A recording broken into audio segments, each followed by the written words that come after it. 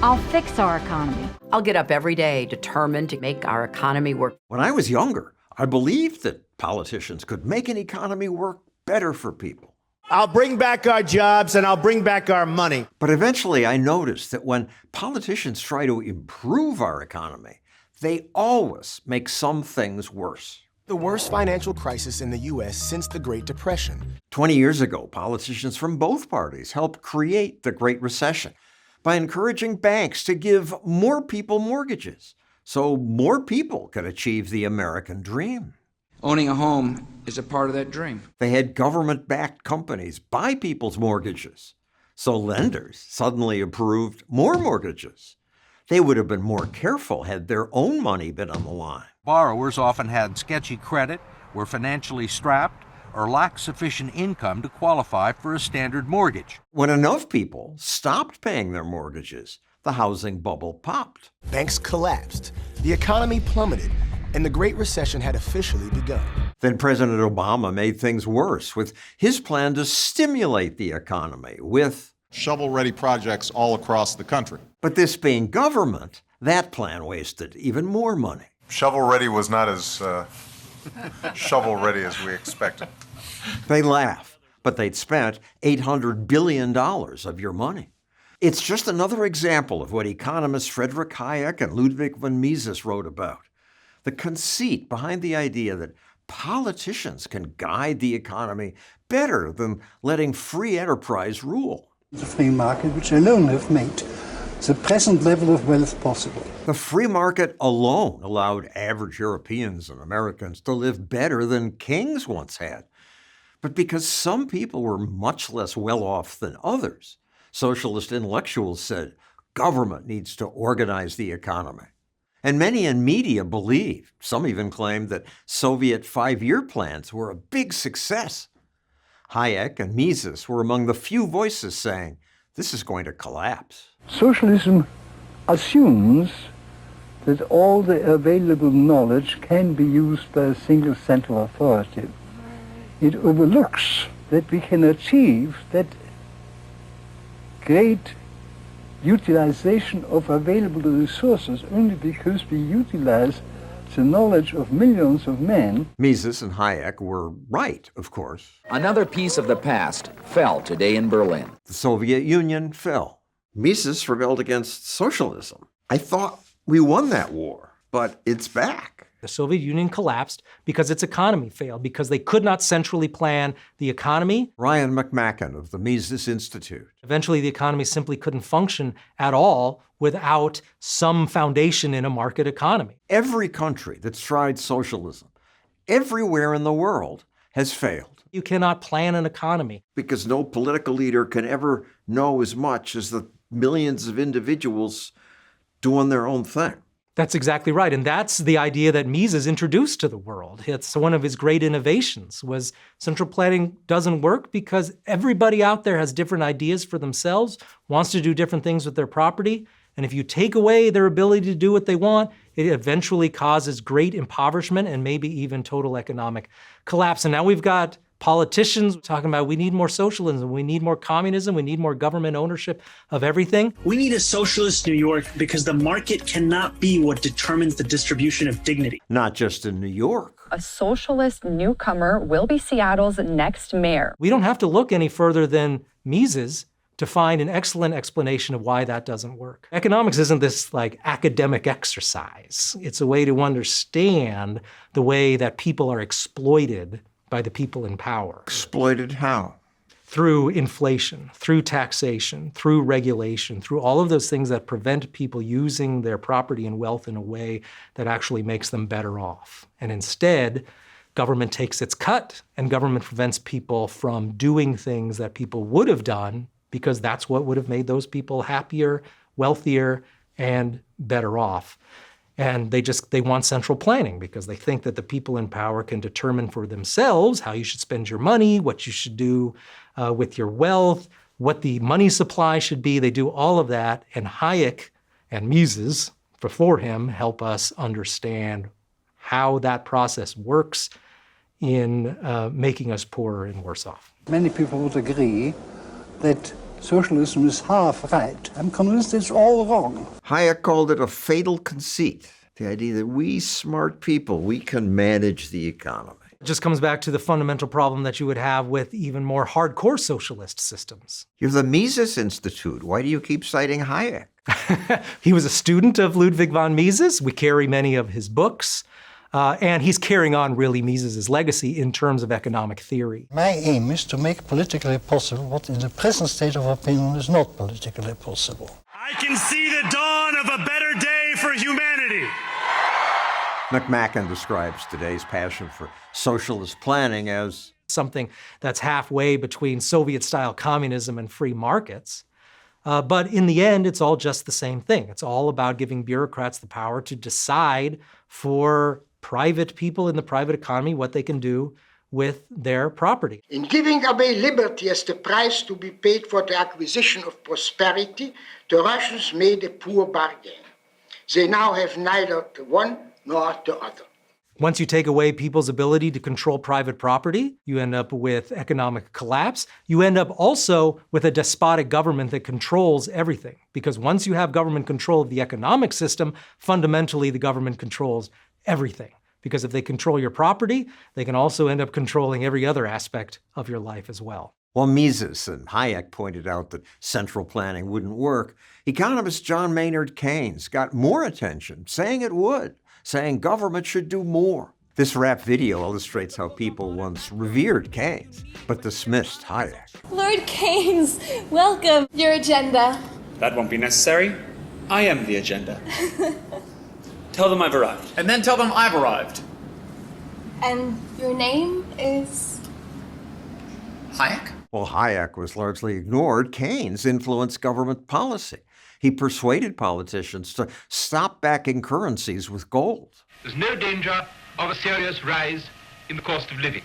This belief in economic circles that you can manage the economy perfectly without ever having runaway inflation, that you can decide just what are the right interest rates, what is the right amount of money you create. You, meaning government. Yes, government and the central bank. This belief that that could all be very well managed and not lead to any significant downside. And also that government money, that is fiat money, money backed by nothing, had no real significant cost to regular people. But it clearly does, as we should have learned in the 1970s, when government sparked inflation by spending a lot while keeping interest rates low. In the late 70s, as inflation started to really accelerate and people really started to feel it. 15% at one point. Yes, right? Gasoline prices had more than doubled. Mortgage rates pushed 20%. Unemployment kept on rising. Not to mention interest rates for borrowing money really impacted farmers and small business people, especially, who could borrow only at these very high rates. Debts piled up. U.S. farmers had no way to pay back their creditors. People then saw that, oh, everything we've been told for the last 30 years about managing the economy isn't really true. Keynesian-style economics had created all of these bubbles, and the only way to get out of those is through a real correction in prices, by letting all those financial bubbles pop. As the recession deepened through 1982, its effects were felt across America. Farmers were driven off their land by high interest rates. Thousands of businesses failed. Boom and bust. Mises' fundamental contribution is in the fact that when you start to inflate the money supply, as we do all the time, it sows the seeds for a future economic collapse. And that is the cause of everything we've seen over the last century. It is Mises' work that explains why did the Great Depression happen? Why did the mass inflation of the 70s happen? Why did the inflation of 2022 happen? All of these are explained if we look at the boom-bust cycle theories of Mises. We've been going back and forth for a century. I want to steer markets. I want them set free. How do you avoid creating these financial bubbles? How do you avoid the inflation that impoverishes people? A lot of it comes back to the money, and a lot of people, right, they do not find monetary economics to be very interesting. No, it's not. But if you want to understand how inflation is making your life harder and how it's making government have more control over your life, The explanation is there, and Mises helped provide that, and that's filtered down. And I think that's why you see a lot of skepticism about government control of money today, why you see a flight to things like Bitcoin and gold. The price of gold setting another record. We can't trust government currency. People know that government control of the money is a big problem, and also people understanding that there is some connection between government and inflation. McMaken says our government made things worse when it stopped backing the dollar with gold. FDR, through executive order, destroyed the gold standard. That's just by the stroke of a pen, impoverished many Americans, stole Americans' gold. Once the dollar was no longer tied to gold, its value declined as politicians kept printing more dollars. And that's what Hayek helps us understand, is why does that happen? Why can't you just inflate the money supply and expect everything to be fine? Why does it lead to inflation and recessions and all of these bad things? And if we want to understand how that's making us poorer and ripping us off, we have to study the economic side of things. Because if we don't know any economics, we can't see the ways that the state is ripping us off in 10 different ways. Explain how government printing money steals from people. It's destroying your purchasing power every time the government creates more dollars. The inflation tax is this hidden tax which allows the government to spend more without actually raising explicit tax rates. But the end effect on you is that you have less purchasing power, you can buy fewer things, and now you've been effectively taxed. So you hold a dollar in your hand, and then if suddenly the government prints up a bunch of new dollars, the government is acting just as a counterfeiter. It's creating money for the same reason that a counterfeiter creates money, so that they can spend it. The government prints new money, so now where there used to be $1, there are now, say, $2. What does that mean for the value of the $1 you held the day before they created the new money? It means it has less value. Because when there's more of something, each individual unit of that thing has less value. There should be zero inflation? Well, the Fed has this 2% inflation goal. 2%. 2% inflation target. 2%. It should be zero. And in fact, keep in mind that in a truly free economy, inflation is probably negative. Prices are probably going down in a truly free economy, just like you see prices on TVs and microwaves go down all the time.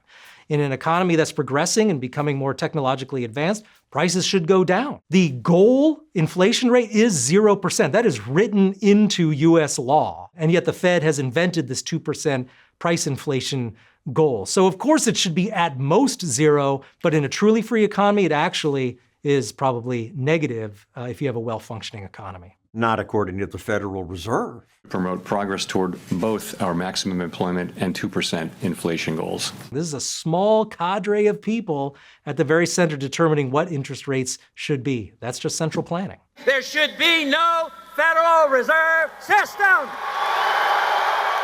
Ron Paul ran on End the Fed, and that became popular among libertarians. It's gone nowhere. What Ron Paul understood was that America's greatest periods in terms of economic growth and a rising standard of living was when there was no central bank.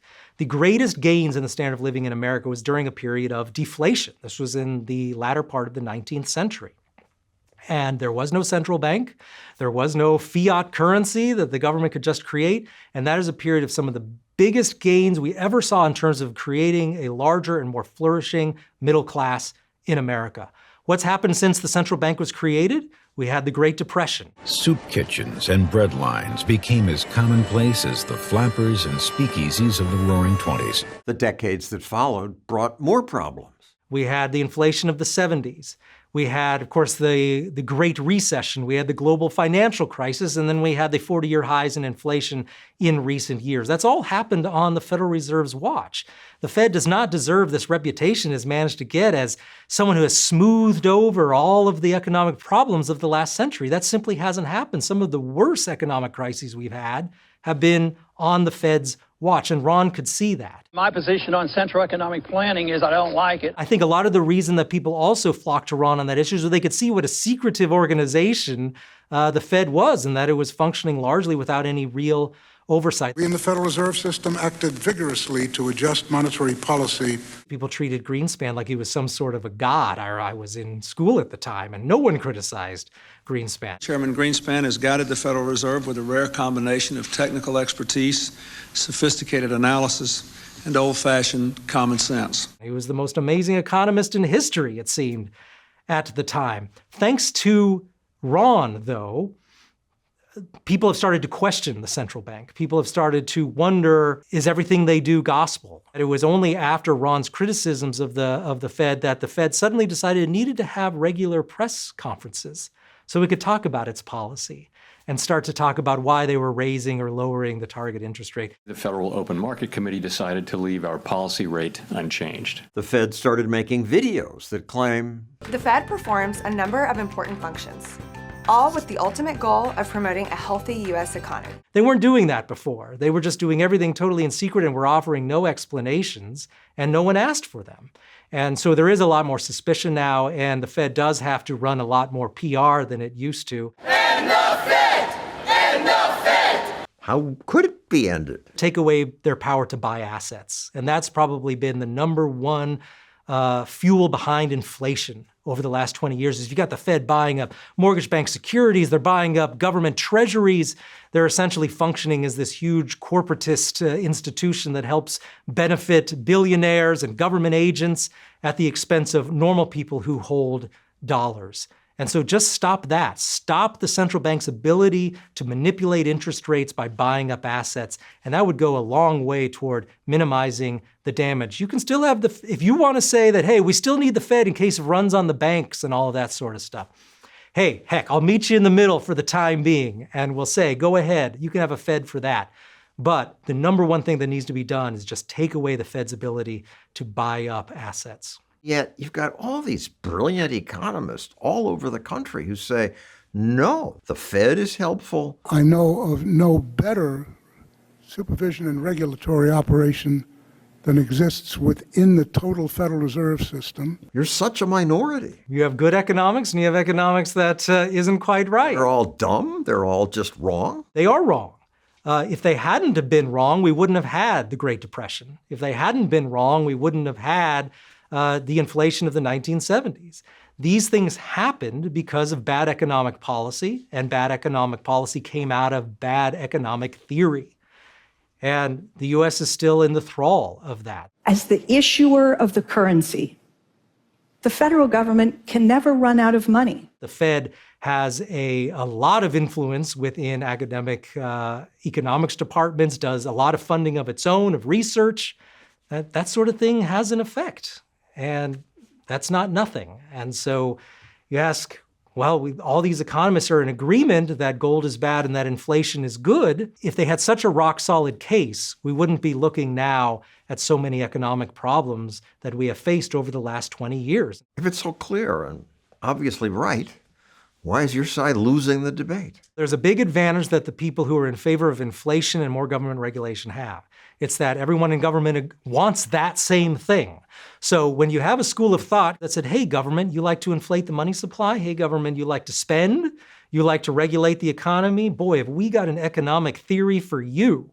And so they, of course, became instantly popular with people in government, with the government-funded university. And with the public. Well, because the public want the government to spend on them as well. And here was an economic theory telling them the government can give you boatloads of welfare nonstop forever, and there's no downside. It was telling everybody what they wanted to hear and still tells everybody what they want to hear. Government, you can spend more. Regular people on the street, you can get more welfare-free stuff. The reality is that there's a downside to all of that. That downside is recessions. The downside is unemployment. The downside is inflation and falling real wages. But then you have to explain that, and people aren't interested. All they want to hear, they just want to get to the end, where the Keynesians tell them more welfare, more spending, more free money. It's all good. Don't worry about it. Just keep doing it. An enormous stimulus is a wonderful thing for our businessmen and our manufacturers and our unemployed. Keynes was popular, but Hayek was right. Whether it's the late 20s or 2005, booming bad investments seems like they'd thrive. You must save to invest, don't use the printing press, or a bus will surely follow, an economy depressed. Mises, Hayek, they died years ago. This is old stuff. It's irrelevant. Well, the economy hasn't fundamentally changed at all in that time. Private property is private property. It doesn't matter in what period you are. Also, business cycles haven't changed at all in that time. We're on the same boom-bust cycle due to the same economic phenomena today that we were back then. Comparing 1910 to 2025. It's just the same phenomena, and the same explanations are valid today as they were back then. Your so-called stimulus will make things worse. Just more of the same, more incentives perverse. And that credit crunch ain't a liquidity trap, just a broke banking system. I'm done, that's a wrap. Hayek and Mises led me to question what I thought I knew about economics and government policy. Their books are well worth reading today.